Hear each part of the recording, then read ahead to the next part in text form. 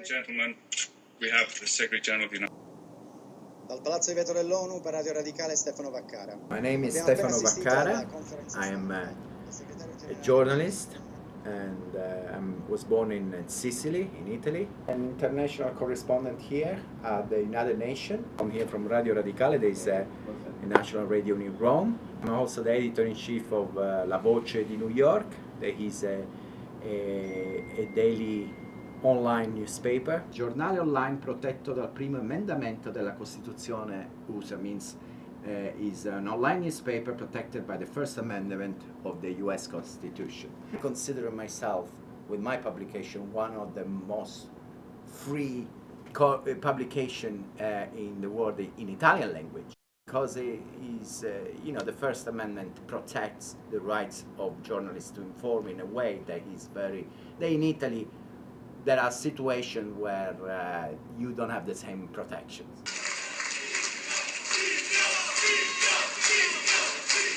Well, Silvio Berlusconi was the leader at the time of the opposition in Italy, coming to in front of a camera and say, I'm going to sue the American journalist Stefano Vaccara.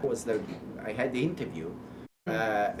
Some magistrates from Milan that were investigating him, and during the interview he thought that those magistrates had said something that that was not correct or something, but he was also not taking on them, but he was taking on the journalist.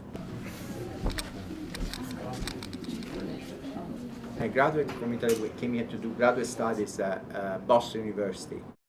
And I was studying international relations. At Boston University, they had the program also media studies, and I started to like it.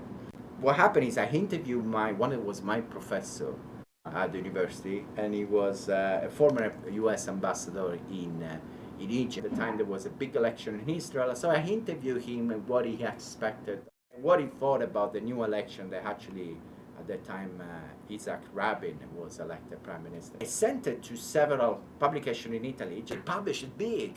They gave a half page with the big pictures. So that was my first article. I believe it, with my byline that I was just a graduate student.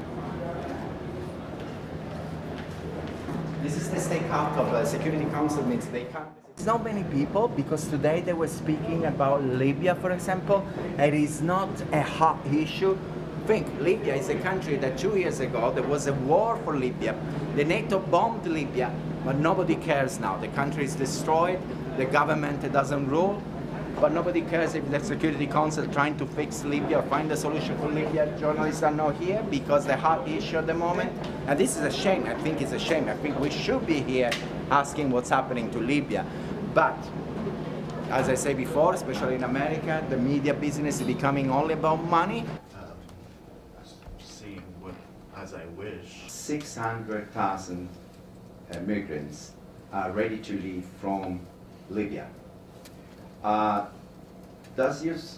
you have any information? Secretary General, and one that he raised when he met with a number of European Union commissioners in Brussels. He has a keen eye for stories, to find in stories what is important for people, not just the fact, but what in that fact that is important that people should know or can relate to.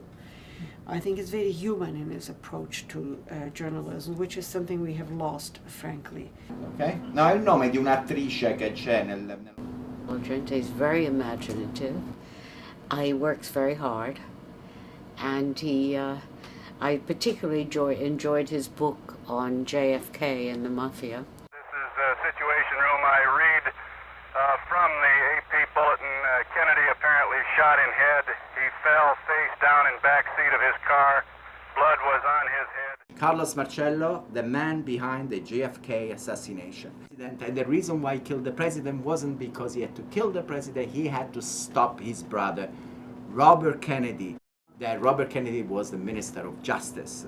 Media didn't do their job, because even when Congress told them that's what we think, guess what? They talk about other things. They were no interest. And still everybody still in this country believed that just a man called Oswald killed the president. Yes, he probably shot, but he wasn't alone. He was a patsy, like he said, the Italian version, and this is the American version. More than passion, he is convinced that he had a breakthrough in that book, so and it transmits all this passion in his pages. You know, right or wrong, who knows? The story will tell. But I'm sure that the book is fascinating and is absolutely credible and realistic and very well done and very well documented. This country was in danger when media in a democracy was too influenced by business. I'm a journalist, also I teach a course at the City University of New York at Lehman College. Hello, this class is a class with 34 people, I believe. So please, everybody has to listen. Let's not do like Italians do. You know, we all talk the same way. I love this class. Before this class, I had a lot of questions, and so far he has answered most of them as far as media and democracy is concerned. As a professor, it's very informative, and you can stop him in the middle of his lecture if you don't understand something and ask him. He's always ready to explain it to you. Lo fai, diciamo, verso l'una, no? After being in this country for some time, so I'm American now. Still Italian, still feel Italian, but I feel also American, and that's good. Sometimes I think like an Italian, sometimes I think like an American. Maybe one day, retiring time, I like to go to Italy for vacation. Work is another, is another aspect. I think for a journalist to work in Italy, depends. If you work for maybe foreign media, it is very exciting. If you work for Italian media, I think there are some certain aspects that I found it difficult to accept.